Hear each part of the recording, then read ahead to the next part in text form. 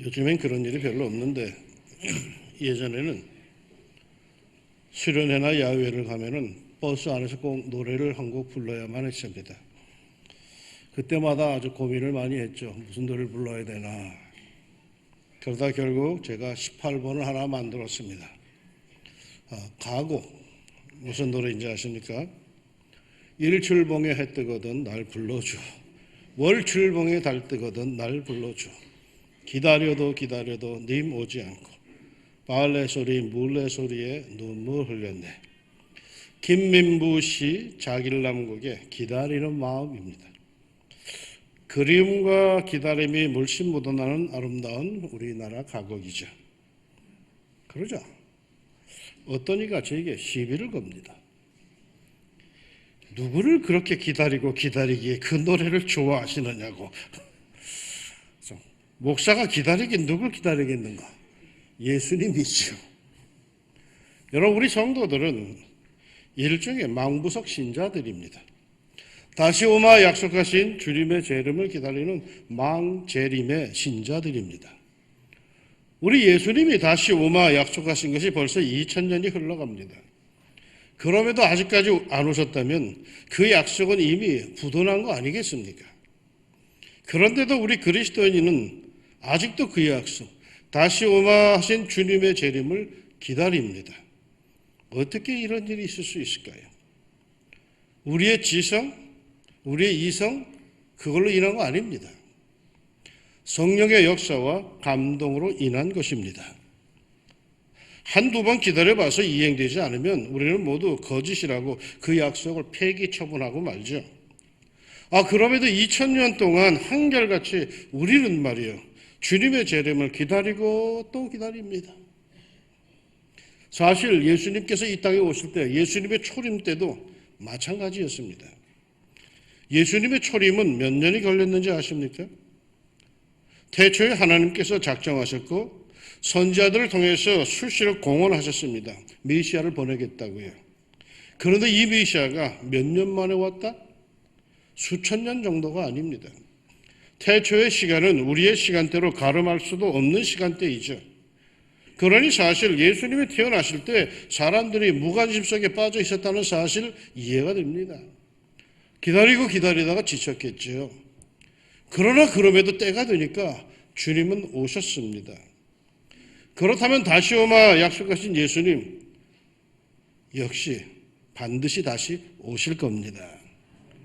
그리움과 기다림 속에 우리 주님 다시 오실 날을 기다리는 망재림의 성도들이 됩시다. 그런데 말이죠, 잊지 말아야 할 것이 있습니다.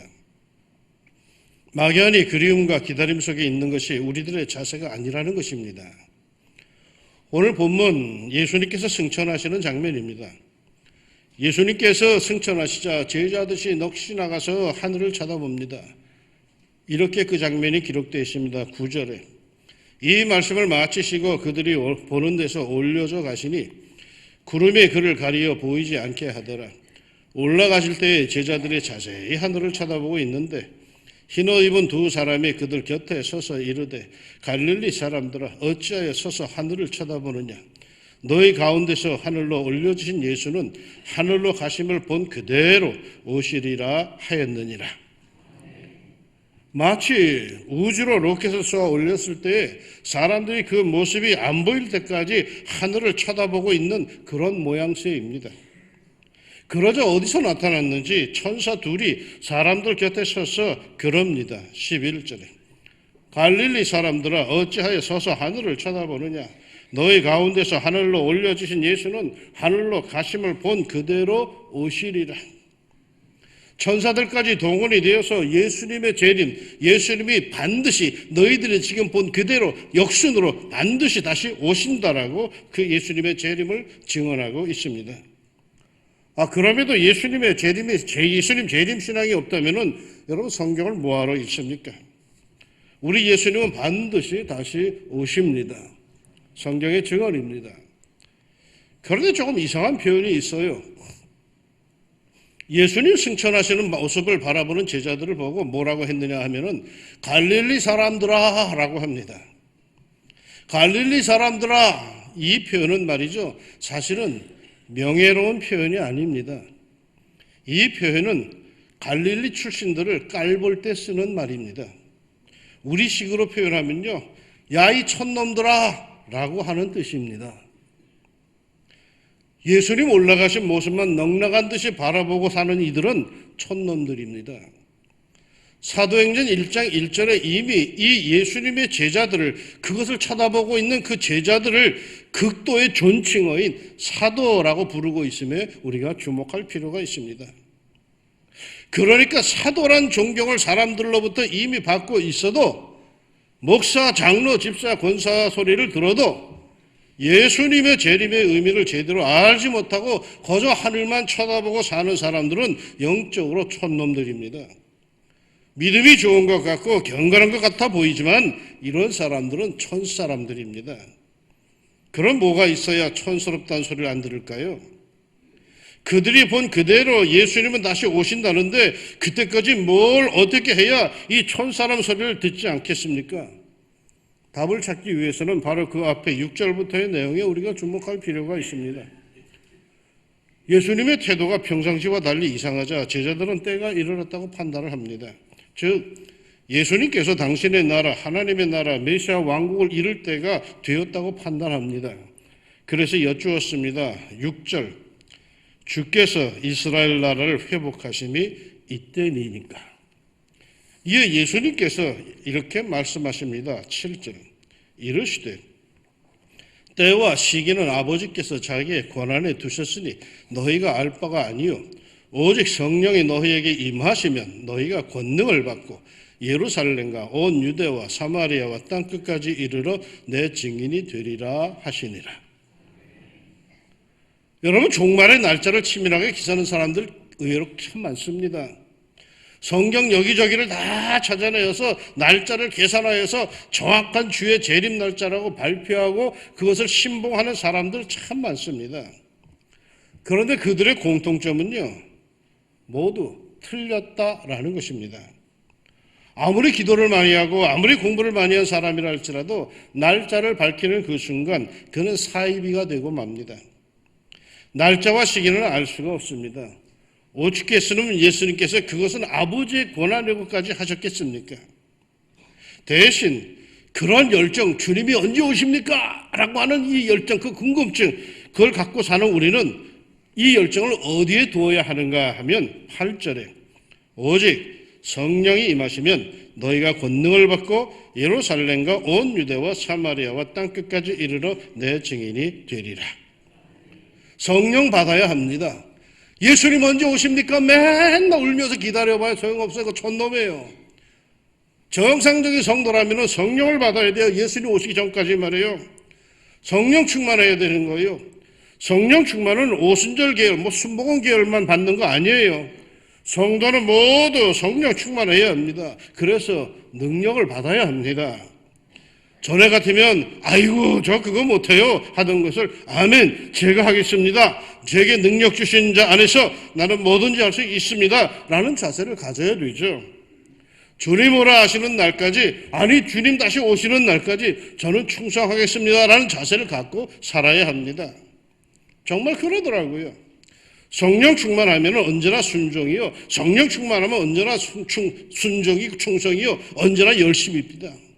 사람이 착해서 충성하는 게 아니에요. 사람이 순해서 순종하는 게 아니에요. 성령이 충만하니까 그런 역사들이 일어나더라는 거예요. 왜? 어려운 일인데, 자존심 상하는 일인데 성령 충만으로 권세 받으니까, 능력 받으니까 그게 되더라는 거예요. 자, 그래서 이렇게 성령 충만하고 나서 그 다음 우리가 해야 할 일이 있는데 곧 예수의 증인이 되어야 하는 겁니다. 예수의 증인. 예수님의 그 길이요 해답인 것을 증언해야 합니다. 예수님이 내 인생의 마스터 키인 것을 증언해야 합니다. 예수님이 내 인생의 주인 되심을 증언해야 합니다. 내가 어떠한 직업, 어떠한 종류의 삶을 산다 할지라도 그 삶의 현장에서 예수님이 내 삶의 주인이십니다라는 걸 증거해야 되는 거죠. 예수님이 세상을 통치하심을 나를 통하여 그걸 증언해야 되는 거죠. 그런데 그것도 어디까지요? 예루살렘과 온 유대와 사마리아와 땅끝까지. 분명 이것은 점점 지경이 넓혀가고 있는 것을 표현한 것입니다. 결국 땅끝까지 우리는 예수의 증인이 되어야 합니다. 그런데 정말입니까? 여러분은 정말 땅끝까지 예수의 증인이 되고 있습니까? 어떻게 땅끝까지 갈 수 있습니까? 그러기에 우리는 선교사를 땅끝까지 파송합니다. 선교사는 몸으로 땅끝까지 가고 나는 이곳에서 그를 위해서 기도하고 물질로 후원하여서 나와 선교사가 함께 합동으로 땅끝까지 이르러 예수님의 증인 사역을 하는 것입니다. 선교사, 이분들 대단한 분들입니다. 몇 해 전에 어느 선교사 모임에 갔더니 어느 분이 일어나더니 이런 기도를 하더라고요. 나는 땅끝에서 죽어 천국 복판에서 다시 살 것입니다. 이게 선교사의 삶의 모토입니다. 땅끝에서 죽어 천국 복판에서 사는 분들이 바로 선교사이죠. 이분들을 도와야 하지 않겠습니까? 몸으로 땅끝까지 간 이들을 교회와 성도가 기도와 후원으로 도와야 주님이 주신 지상명령 땅끝까지 이르러 내 증인이 되라는 사명이 이루어지지 않겠습니까? 예수님의 재림을 기다린다면 이런 선교사님들을 도우십시오. 선교 현장을 방문할 때마다 제일 마음이 아팠던 것은요, 이겁니다. 그분들이요, 눈치를 봅니다. 그 열악한 환경에서 선교 사역을 하면서도 서울에서 왔다 하는 우리들을 보고 눈치를 봅니다. 선교지 현장을 방문한 서울에서 온 성도들을 통해 많은 위로와 격려를 받는다는 것 사실입니다. 그토록 외로웠는데 모국에서 성도들이 찾아왔으니 얼마나 신나겠습니까? 며칠 동안을 한국어로 말만 해도 된다는 사실이 얼마나 좋은지 모르겠다라고 얘기를 합니다. 사랑하는 여러분, 여러분이 주님의 재림을 기다리고 땅끝까지 이르러 내 증인이 되라 하신 주님의 말씀을 마음에 새긴다면 해외여행보다도 선교지 방문 여행을 하십시오. 가서 어렵게 선교사처럼 사역하라는 거 아닙니다. 그 열악한 환경에서 외롭게 사역하는 선교사님들을 격려하고 위로하는 거죠. 방문 그 자체만으로도 얼마나 위로를 받는지 모릅니다. 어떤 일은 선교지 방문하는 일을 향해서 그딴 데를 뭐하러 가느냐고 했다던데 그거 부끄러운 줄 모르는 겁니다. 해외여행은 그토록 많이 하면서 선교사를 격려하기 위한 땅끝까지 가는 선교여행은 단 한 번을 안 한다? 내 생각에는 말이에요. 천국 가서도 그분은 맨날 천국 외곽으로만 돌아다닐 것 같아요. 아무튼 그렇게 우리들의 방문을 기뻐하고 좋아하면서도 선교사님들은 우리들 눈치를 살핍니다. 분명히 아쉬운 게 있고 필요한 게 있을 텐데 그래서 도움을 요청할 것 같은데 눈치만 살피고 있습니다. 실로 이번에 라오스를 방문했을 때 다시 한번 느낀 것인데 선교지 현장에서는 온통 필요한 것 투성입니다. 누가 이것을 도울 겁니까? 결코 그들이 사업을 해서 교인들을 키워가지고 교인들의 헌금을 받아서 해결할 수는 없을 겁니다. 누가 이들을 도울 겁니까? 땅끝까지 이르러 내 증인이 되라고 이 명령을 받고 땅끝까지 간 이들을 과연 누가 도울 것입니까? 함께 이 명령을 받고 이러저러한 삶의 사정으로 인해 가지 못한 우리가 성도들이 해야 할 사명이 아니겠습니까? 그야말로 그들을 사지에 보내놓고 우리는 그들을 위해서 아무것도 안 한다면 어느 군인이 사지에 나가서 사업을 할 수 있겠습니까? 땅끝까지. 땅끝까지란 말은 사실 예전에는 집념의 말이었습니다. 땅끝까지 쫓아갈 거다. 끝까지 해보자. 포기할 줄 모르는 그런 원한의 단어였죠. 그러나 우리 성도들에게는 이 단어가 원한의 단어가 아닙니다. 이거는 사명의 단어입니다. 땅끝까지 예수의 증인이 되어야 한다는 것, 예수를 전해야 된다는 것. 예수를 전한다는 것이 뭡니까? 단순히 예수 믿으세요 하고 떠드는 거 아닙니다. 내 삶을 통해 예수님이 얼마나 위대한 분인지, 예수님은 얼마든지 새 일을 시작할 수 있는 분이라는 것을 보여주고 증언해야 하죠. 예수님이 하나님이심을 증언해야 합니다. 그런데 땅끝이 어디입니까? 성경에 나타난 땅끝이라는 단어는 많은 경우에 절망적인 상황을 말합니다. 내가 땅끝에서부터 너를 붙들며 라고 합니다. 더 이상 나갈 데가 없는 현실, 더 밀렸다가는 추락할 수밖에 없는 상황, 정말이지 갈 때까지 간 그런 막장, 그런 상황을 말합니다. 그런데 그런 절망적인 상황에서도 우리는 예수가 내 삶의 주인이요 내 인생의 해답인 것을 증언해야 된다는 거죠. 내 삶으로 말입니다. 잘 되고 잘 나갈 때뿐만 아니라 어렵고 힘들고 지칠 때에도 예수님은 내 주인이심을 삶으로 증거해야 합니다. 그러면서 동시에 말이죠. 땅끝은 지리적으로 저 멀고 먼 곳, 내 손과 발이 닿지 않는 그런 곳입니다. 나에게서 가장 먼 곳입니다. 그곳까지 내가 가야 합니다. 그런데 내가 직접 가야 하는데 가지 못하는 그곳, 내 대신 누군가가 가 있습니다. 아니 가려고도 합니다. 그가 선교사입니다. 그렇다면 말이죠. 그를 내 대신 보내므로 나도 그와 함께 땅끝까지 가서 내 증인이 되라는 주님의 절대 명령에 순종하게 되는 것 아니겠습니까? 예수님께서는 마태복음 10장에서 이렇게 말씀하셨습니다. 선지자의 이름으로 선지자를 영접하는 자는 선지자의 상을 받을 것이요 의인의 이름으로 의인을 영접하는 자는 의인의 상을 받을 것이요. 이 말씀에 근거하여 선교에 동참함으로 나도 선교사의 상을 받을 것입니다. 나도 땅끝에서 죽어 천국 복판에서 살 것입니다. 다음 주일에 우리는 2020년 선교를 위한 선교금 작정 봉헌을 하려고 합니다. 기도 많이 하고 좀 더 큰 선교를 위한 열정에 불을 당깁시다. 다시 오실 주님을 정말 기다린다면 땅끝까지 우리가 해야 할 일, 선교의 열정에 더욱 힘써 참여하여 다시 오시는 우리 예수님을 기쁘시게 해드립시다. 며칠 전에 변호사인 아들을 선교사로 보내는 친구 목사의 글을 제가 하나 받았습니다. 제목은 땅에는 기쁨, 하늘엔 슬픔이었습니다. 그 내용이 이러합니다.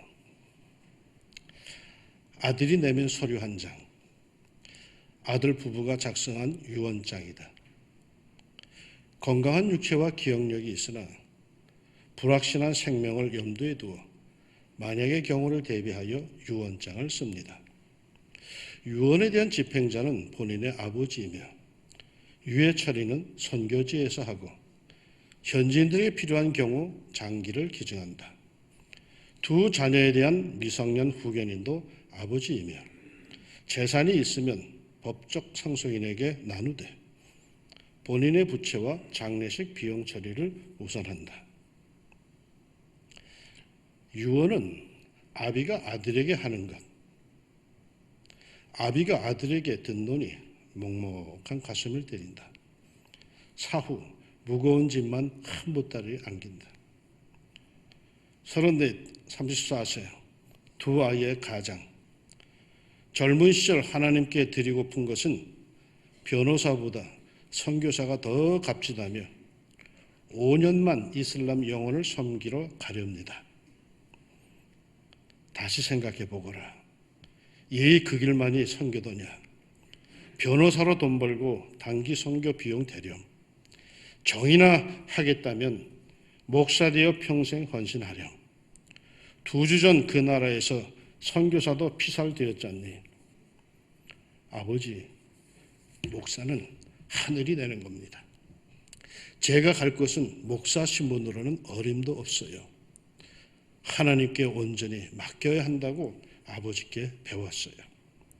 고민도 기도도 많이 했어요, 아버지. 자식 이길 부모 없다 했던가. 지난 선교 훈련 검증 지나고 파송식 갔느니 돌 지난 손자 재롱은 어찌 해야 하는고. 위험한 물가로 아이를 보내는 부모 마음. 선교사 면접에서 가장 큰 존경은 교회를 개척하신 우리 아버지. 며느리는 가장 존경하는 사람이 제 남편이라니. 부족한 자식 향한 아비 마음, 기우임을 알게 되었노라. 고맙습니다, 하나님. 이제는 주의 뜻 이루소서. 비행기표 끊고 떠나기로 한 날, 하필 5살 손녀의 생일 당일이라. 얘야, 생일날 무슬림 세상에 너를 어찌 보내는가? 예수님 성탄에 하나님 마음도 그랬을진저. 하늘 보좌에서 죽고 죽을 죄인 때만 외아들 예수님이 죽어야만 살 수 있는 성탄의 길, 떠나보내야만 하는 아버지의 극한 슬픔. 선교사로 떠나는 아들을 보며 나는 성탄을 허락하신 하나님의 마음을 이제서 알았다. 땅에는 기쁨이나 하늘에는 큰 슬픔이었던 것을. 제가 감격이 좀 벅찬 것은, 죄송합니다만, 제가 이 아들을 압니다. 제 친구 아들이고, 사법고시 패스했다고 얼마나 축하해줬는지 몰라. 변호사 시험 합격했다고 얼마나 좋아했는지 몰라. 그런데 이 아들이 선교사가 떠나겠대. 이렇게 땅끝까지 복음을 전하러 가는 이 선교사들을 여러분, 우리가 도와야 하지 않겠습니까? 우리의 찬송 한 장 부릅시다. 같이 하시는 분들, 아시는 분들은 같이 합시다. 주님 다시 오실 때까지 나는 이 길을 가리라. 좁은 문, 좁은 길, 나의 십자가 지고 나의 가는 이 길 끝에서 나는 주님을 보리라. 영광의 내 주님 나를 맞아주시리. 주님 다시 오실 때까지 나는 일어나 달려가리라.